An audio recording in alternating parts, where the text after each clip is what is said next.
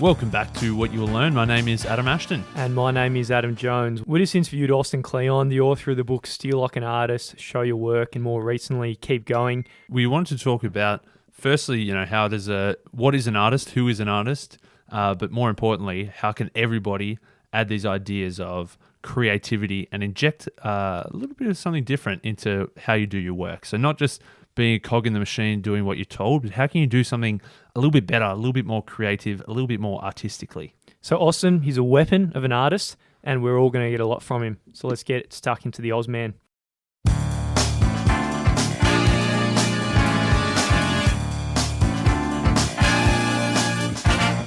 The first thing I wanted to ask is that, perhaps some people might see Steal Like an Artist, or might be thinking that, maybe I'm not an artist, maybe this sort of stuff isn't for me. But would you say that injecting creativity into your life and work is vitally important for everyone, not just for artists? I would hope that everyone, I think this is why I really hate using the word creative as a noun, the way that many people do. People they say, oh, I'm a creative, or, you'll be in an advertising agency and they'll call people creatives. And I really hate that, because I think that it divides the world into creative people and non-creative people. And I believe that all human beings are creative, because I think creativity is just a tool. It's not necessarily a talent or something that you really possess. I think that, it's something that you do. And I think there are ways to get better at it, no matter who you are. And I think that, my definition of creativity is not art. It's literally taking what's in front of you and turning it into something that didn't exist before. So, cooking is creative. Sewing is creative. Rearranging your living room is creative.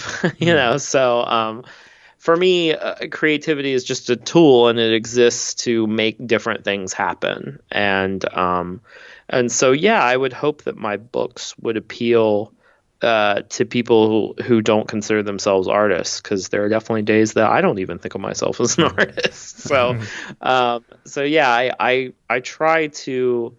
I think that's one of the big sort of messages of my books, is that creativity really is for everyone. It's not just for people who think they're themselves as quote unquote creatives or artists or painters or whatever. Yeah, fantastic. I saw I think it was like a lecture series that you were giving about visual writing, and I was really captivated by one part of the talk where you were saying that at a certain point in school, they split up art from writing and from everything else, really, that art class becomes its own entity. And if you're not in art class, you're not really doing any art. Art's just for art class. So I found that was a really interesting concept, that most people probably do give up art from an early time, and they think, okay, I don't do art anymore, so I can't really inject any of these ideas. Yeah, I think it's something that if you get I have two boys right now, and one of them's 6 and one of them's 4, and they don't really kids are pretty hardwired for making art. I mean, they're pretty natural at it, and I think it's really it's really when art starts becoming something that you have to be good at to do, or it's really when we start splitting things in a general sense. When we start splitting disciplines up, start carving the world into special disciplines, I think that sort of is one thing that happens in school that can be really detrimental, because when my kids are learning at home, they don't really think in terms of subjects. Like they, like my oldest son is really into the solar system and the planets, and he'll read a book about the solar system, but then he'll turn around and he'll make a drawing of all the planets, and then he'll turn around and he'll write a song about the planets, and then he'll like watch a YouTube video about the planet. He doesn't really think of what he's doing as science or art or anything like that. He's merely just sort of experiencing the world. He's learning about the world. And so I think that there are repercussions and consequences from splitting the world up until, different disciplines and calling, what we do art or writing or English or math and that kind of thing, So I think, the big thing that happened for me when I was a kid is like pictures and words were together. I would copy cartoons and I'd be reading comics and I'd be reading books with pictures in them. And then at a certain point in school, they sort of split apart and you were supposed to choose. And I'm just someone who didn't really choose. I wanted to have art and words in my life. And my life's been the better for it. That's really cool. And one of the themes you've got in your books is using art as a self-discovery process. So whether it's like your kid having about the solar system or an adult using art. So what role does this have in discovering who we actually are? Well, I think people have this faulty notion that you have to sort of figure out who you are before you attempt creative work. Like, I got to figure out who I am. I got to go on a journey. I got to dig deep inside. Yeah. And I think it's the opposite. I think it's actually in the course of doing your creative work. It's in the course of making art and making things that we actually discover who it is that we are. And I think that our art and creative work, that it helps us discover who we are. Because a lot of things keep us from even, we're a very distracted culture right now. I think a lot of people don't even really take the time to think about what's going on in their head. So I think simply sitting down with a diary every day is sort of a radical act right now, to sort of like empty your head onto the page so that you can know what you're thinking is sort of a radical act these days. And a lot of people think, well, like, what do I, sit down to write? Like, what am I going to write? I need something to write about. And it's like, well, actually, you'll figure out what you have to write about in the course of writing. And that's really the other thing that people don't really understand about writing is that, a lot of writers don't sit down to write because they have something to say. They sit down to write to discover what it is that they have to say. And I think this is really the good stuff of art. This is the real power of art, and this is why art's so therapeutic, is that it helps us discover who we are, not just express, who we already think we are. It helps us actually find out who that person really is. Yeah, I'd say that really happens with myself in doing this podcast. It's 3 years old, and in doing this, I really found out what I'm actually interested in, and a big part of my identity has come because of this, which has been really good. So another thing from your book, you mentioned how in the beginning obscurity is actually a really good thing. So can you describe what are the benefits of actually people not knowing what the hell you're doing? Well, it's freedom. I mean, you have a real... Before an audience shows up, you can sort of do whatever you want and fail and be as messy or weird or as multi-faced as you want to be. And that's why in the beginning, when you're a student or when you're starting out, it's good to not have anybody watching. I always remember this story about the Rolling Stone editors. When Rolling Stone magazine sort of got kicked off and became very popular, they sort of had this meeting and they were very panicked because all of a sudden they were like, oh my God, people are actually reading this. And I said, let's pretend like they're not.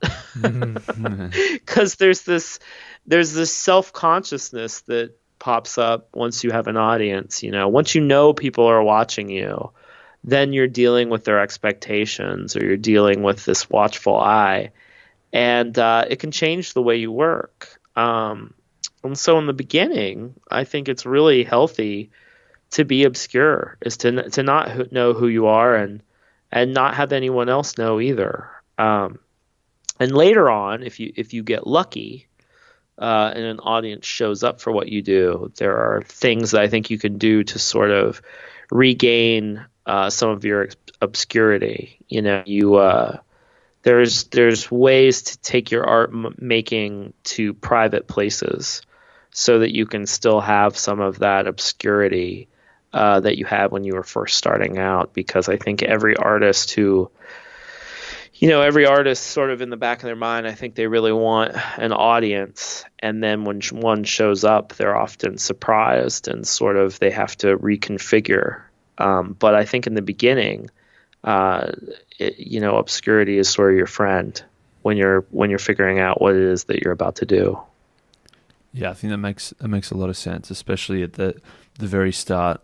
We spoke about the false dichotomy of, in school, it's either art or it's English, or it's either art or it's science, and that we make it out like they're distinct, they're mutually exclusive when they're probably not. I think a false dichotomy you talk about in both Steal Like an Artist and in Keep Going is perhaps people think it's either I've got a job or I am an artist. So it's either you have your job or you quit your job and follow your creativity. But you're very strong on the idea that it's not necessarily all about quitting your job to focus on your art, and it's not necessarily all about monetizing your hobbies. Can you give us a bit more insight into that idea, that it's not a clear one or the other? Yeah, I mean, it's easy for me because a lot of my heroes are poets, and poets have never really made any money off poetry. And so some of the great poets of the 20th century, they all had day jobs. Wallace Stevens, he ran an insurance company. William Carlos Williams was a doctor. Philip Larkin ran a library. There's a long list of poets with day jobs, and even someone like Kafka, who, you think of Kafka as being a writer's writer. He worked in an insurance company too. He was a claims adjuster, I think. And so for me, it's very easy to have that ethos that you can have a day job and make art, because so many of my heroes did. But I think that we're so quick to professionalize in this culture now. We sort of feel like if you're not making money off something, or if you're not a professional, then it's just you're just an amateur, right? It's amateur. And amateur is kind of taken on this pejorative quality as a term, but if you go back to the original meaning of amateur, in French, it means lover of. And so to be an amateur is to simply do something for the love of it. And that's kind of something that we've lost in this culture, is this admiration for amateurs, for people who do things just for the love of them. And I think a lot of people discover that when they take that thing that they love, we're all being told to monetize our passions, to do what we love. The easiest way to fall out of love with something is to turn it into your job. So you have to be very careful about what things for love you turn into what you also, make your money off of. And I think that it is very, very much possible to make really outstanding work as an artist and to have a day job. And actually, I think that, I think most artists do have some sort of day job. I think it's actually rare that an artist can actually thrive and live on, simply making art. How do you distinguish, I guess, between a hobby, a side project, and a side hustle? Is there, in your mind, is there a difference, and do each serve a specific purpose? Well, I think a hobby is something that you do just for you. That, a hobby sort of is something that you do in your free time that's just sort of for its own doing, right? It's just kind of it's something you just do for the love of it, just because you like to do it. It's, I think often hobbies are things that help us sort of decompress or blow off steam from the pressures of work. So for me, like, my hobby would be playing the piano. Um, a side hustle, I think, is something that you start out doing. For me, the term hustle means that it's for money. You're doing something in addition to your main gig to make money. Um, and a side project, I would say, it probably exists in some middling ground between them, I would guess. I don't know for sure, but I think a side project is something that you sort of are working on. It could be for money, it could be for love, but it's just something you do that sort of feels auxiliary to what your main thing is. But I think it's really side hustles and hobbies that are sort of at odds, because a hobby is something you do just for you, and a side hustle is something that you do for money. And I think that a lot of us feel pressure now to turn any hobby or passion we have into a side hustle. And I think there's a lot of different reasons, but mainly I think it's one of economics. I think that I think it used to be that day jobs were a little bit more, I want to say, like, not, if not available, then maybe a little bit more comprehensive, good benefits and decent hours and stuff like that. And I think in the modern economy, those kinds of jobs are kind of disappearing. And so I think a lot of the push to, have side hustles is simply one of economics. But I think that, I think that if you want a creative life, part of that life requires adjusting your overhead, figuring out a way to live as cheaply as you can so that you can have a certain kind of, I think that monetary freedom leads to creative freedom in a lot of situations. And if you aren't, in need of a bunch of money for expenses, then it's easier to free up that time to make work and make art. So then, I guess, taking that on board for someone, it might mean having a job where they, rather than work 5 days a week, get a better paying job for less time so you can spend more time on your creative pursuits as one strategy. Because I think automatically everyone thinks if you've got a job, it has to be 9 to 5, 5 days a week. And the other option on the table is you can minimize that to focus time on your other projects. Yeah, I mean, time is really the resource that artists need the most of. Time is the thing that I think a lot of really good creative work runs on, and time is the thing that a job will really, suck away pretty quickly. And so I think that for people who do have day jobs, I think it's always a matter of, like, just stealing as much time as you can in the little bits and pieces of your day. I mean, I when I had day jobs, I would, I was always using my commute. I would take the bus instead of driving, just to have that extra time to work.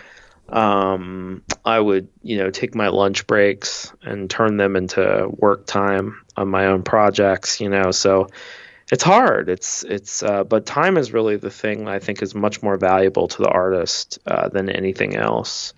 And as much time as you can free up, the better. Absolutely. One of the other things which is hard for anyone who's pursuing creative endeavors is finally sharing your work when you have to finally get to that point. So how do you handle this whole process of, we're mentioning how it's a part of the self-discovery process? You're really sharing a part of yourself, and you're in a really vulnerable moment as you share it. Yeah, I really feel like part of the problem with our sort of contemporary moment is that sharing can be almost simultaneous with making. I think that, it's very easy now to just make something and immediately share it and immediately have people like responding to it or not responding to it or whatever. And I really think that to have a sort of healthy relationship with sharing your work, particularly online, I think to have a really healthy relationship is to sort of get some distance in between the making of the work and the sharing of the work. And what I mean by that is to sort of like get some time in between when you make something and when you share it so that it can become, you can sort of see it for what it is, and it's something that's a little bit apart from you. I think one of the really tender things about making creative work is that when you're in the act of making it, it can feel very, you're tender about it. You're sort of like, it's in a raw state, and so exposing it to the elements sometimes can be a little rough or tricky. And I think this is something that was really misunderstood about my book, Show Your Work, because in Show Your Work, I was attempting to convince people that sharing their creative process could be just as interesting and helpful to the people they were trying to reach as sharing the work itself.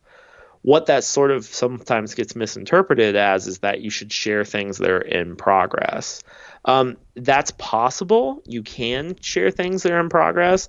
But most of the time when I'm talking about the creative process, it's not just the actual, stages of the thing you're working on. It's everything that goes into the practice. So, for example, in my own life, if I'm working on a book, I don't share drafts of my book. What I'm sharing is what I might be reading while I'm researching the book. I might make a blog post about some of the topics that I'm thinking about. I might share a scrap from the cutting room floor, so to speak. I might share something that I cut from the book.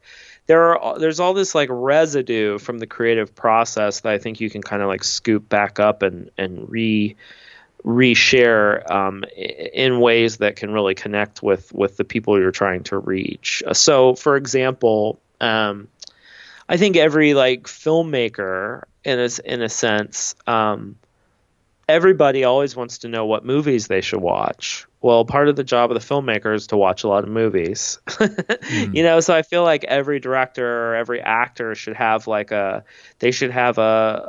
newsletter or a Twitter feed or a Facebook or something and share stuff that they love. Same goes for artists and writers and all sorts of different artists, because we're all sort of, there's work that goes into the finished products that other people don't see, and I think it can benefit them just as much as the products themselves. Yeah, very nice. A lot of the stuff we've been talking about is probably very easy to talk about, but I think it can be scary to actually start to do it. And one of the quotes from Show Your Work, you say, is that the worst troll is actually the one that lives in your own head. Have you got any ideas for dealing with this? Because, great ideas, but sometimes scary to actually get started with. Yeah, I feel the scary, I don't know if I'm, I think certain sociopathic tendencies really help people who want to get their work out there. I wonder about myself sometimes. I think one of the things that helps me as a creative person out in the world is I don't really have much of an embarrassment gene. I'm not really humiliated easily. I don't get embarrassed very easily. I'm somehow missing that sort of that side of things. And so thinking about fear and thinking about like having your work in the world is something that I have to use my imagination a lot for when I talk to people. But it's, these things are, I think a lot of this stuff is about desire. It's just like, how bad do you want things? What are you willing to, I think a lot of people who are afraid to share their work, it's sort of like, well, what do you really want? Because I feel like once you really nail down what your desires are and how badly you want things, then it's easy to like sort of look at what your hesitations are and figure out what you're willing to do and what you're not willing to do. Does that make sense?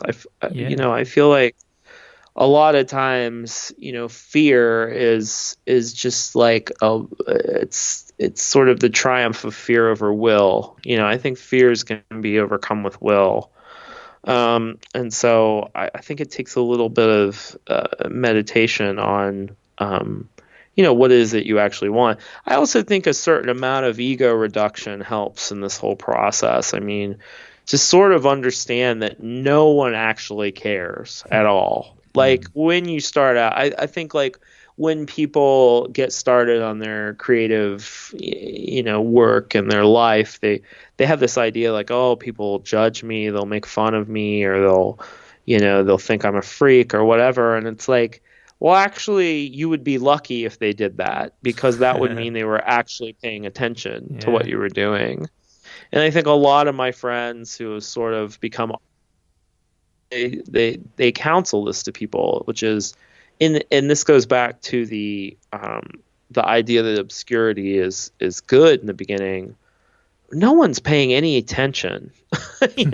On the whole, the world is not paying any attention to you. So you might as well really do what you want to do now. And I think that's a really liberating thing. I mean, even for me now with my audience, I mean, I can sneak things in that I don't think, I'll do things that people barely pay attention to, even in my position. You know what I mean? Like even with my own audience. So I think that should be a liberating thing. It shouldn't be it could be a depressing thing, but it could also be very liberating. That no one's really paying that much attention. So you might as well do what you want to do. Yeah, absolutely. And it's incredibly vital to innovate, is to not be embarrassed and deal with that fear, because if that fear wins, then there's no reason other to sail into new territory and try some new things. Yeah, there's a checklist in Steal Like an Artist, and I'm trying to remember what the first three ones are, but it says you will need, and at the bottom, it's like curiosity, stamina, whatever, and then at the bottom is a willingness to look stupid. Because I mean, I really think this is an underrated quality of people who are trying to do something fairly new, is you have to have a willingness to look stupid, because when things are really new, they tend to look kind of silly or stupid. If you're doing anything that's really interesting, there is that possibility that you might look crazy or stupid or weird, and that's like part of the game. Yeah, love it. Yeah, and there's another quote you got in your book. It says, you can't be content with mastery. You have to push yourself to be a student again. Sounds like a bit of like stealing like an artist from a bit of the old Taoism, the empty cup concept. Is that right? Yeah, or beginner's mind, there's lots of the really interesting artists, I think, are the ones who just, once they really figure something out, they're on to the next thing. Because as we talked about earlier, art is not just about cranking out perfect things. It's a process of self-discovery. It's a process of inquiry. It's an exploration. And I think the artists that really push themselves are the ones who, the minute they sort of figure something else out, they find something else to figure out. Milton Glaser talks about Picasso. He says, the minute Picasso learned something, he abandoned it. And that takes a certain kind of guts and a willingness to go in places that might not be commercially viable, that might not bring the rest of your audience with you. Like the Roots, the rap group from Philadelphia, Questlove talks about how their drummer, he talks about how like they sort of knew with every album, because they would try to explore new territory, they sort of knew they were going to lose half their audience every time that they put out a new record. And I thought, when I read that from Questlove, I thought, man, that takes a lot of bravery as an artist to sort of know that each time you release something new, you're going to lose some people, and maybe even half of those people, because they just won't be ready to follow you where you need to go to sort of develop as an artist. And Milton Glaser, who I mentioned before with the Picasso quote, the whole thing he was talking about is his feeling is that professional success is antithetical to personal growth. And what he means by that is when you become successful for doing something, you've figured out what it is that you do. And then the way to continue being successful is to simply do that thing over and over again until people are sick of it or whatever. But that, from a personal growth perspective, is a sort of death, because you're not learning anything new. You're just doing what you've done before, even if it's paying the bills. And so this is the balance that I think a lot of creative people have to figure out, is like, how much am I going to do what I've done before in order to like pay bills or to keep my audience interested or whatever?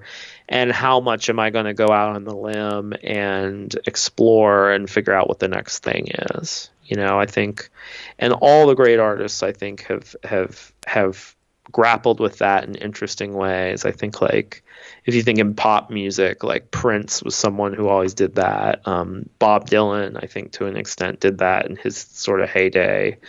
That sort of willingness to alienate people and go to places that people wouldn't necessarily be comfortable with is one of the traits of the artist. Oh yeah, that was very nice. That was a bit of a banger. Yeah, that was good. Yeah, that was a good banger.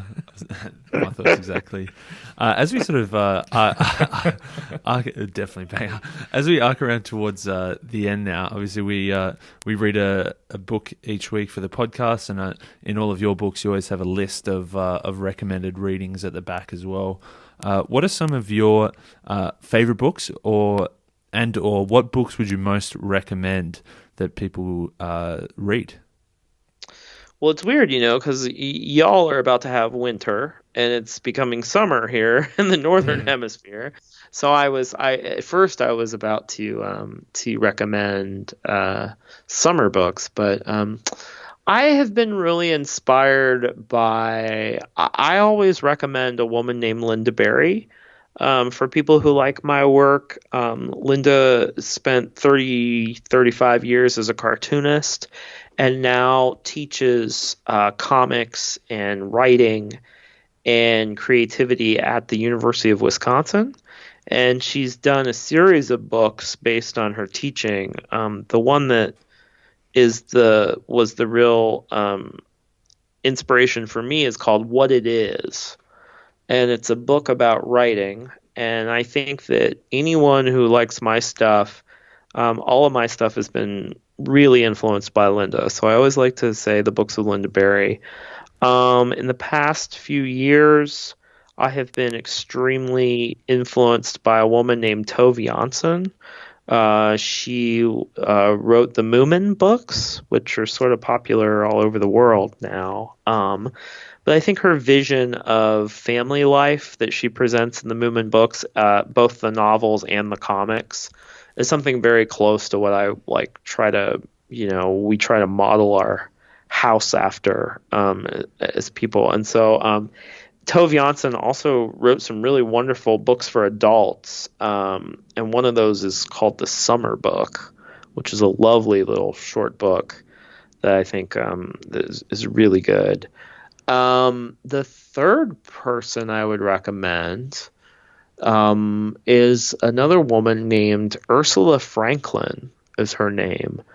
Ursula Franklin was a metallurgist and a professor, a feminist, a Quaker, and a technology writer. Jesus. And she gave a series of lectures called called The Real World of Technology, and it was collected in a book called The Real World of Technology. But she gave these series of radio lectures for the CBC in Canada, and that book really blew my mind. And those three women together have been incredibly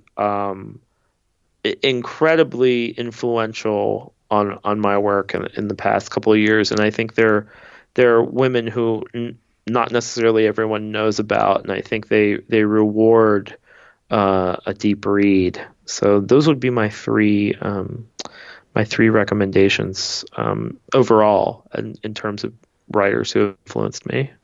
Fantastic. Some great recommendations there. The other question is, we know that Keep Going is only very recently come out, but you're not off the hook there because, as you're saying, Keep Going, every day is Groundhog Day. So I'm sure that now that project's done, you're on to the next one. So what are you working on next?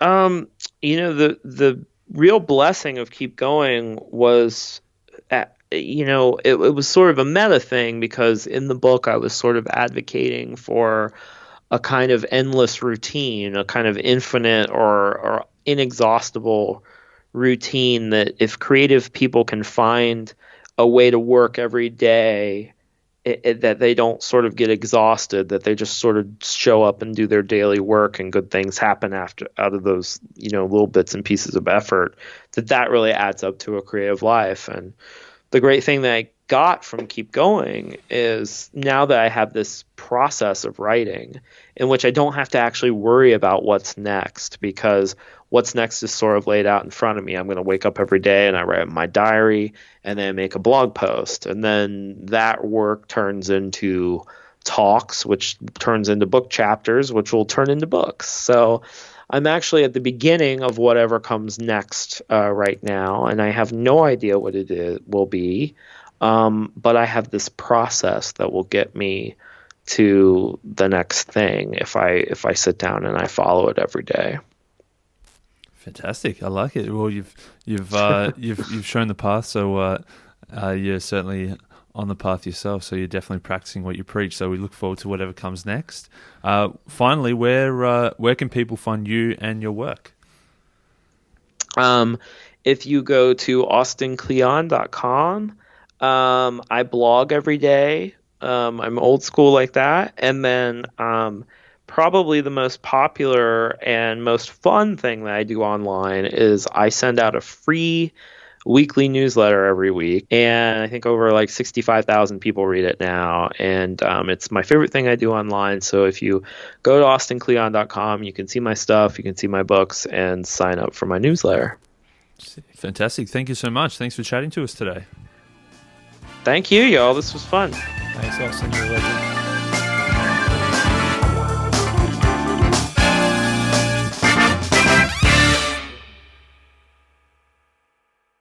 If you learned something from that episode with Austin or any of our episodes, and you consider yourself a legend, or you are aspiring to be a legend, then please go ahead and leave us a review, and you will get the legend box of approval ticked.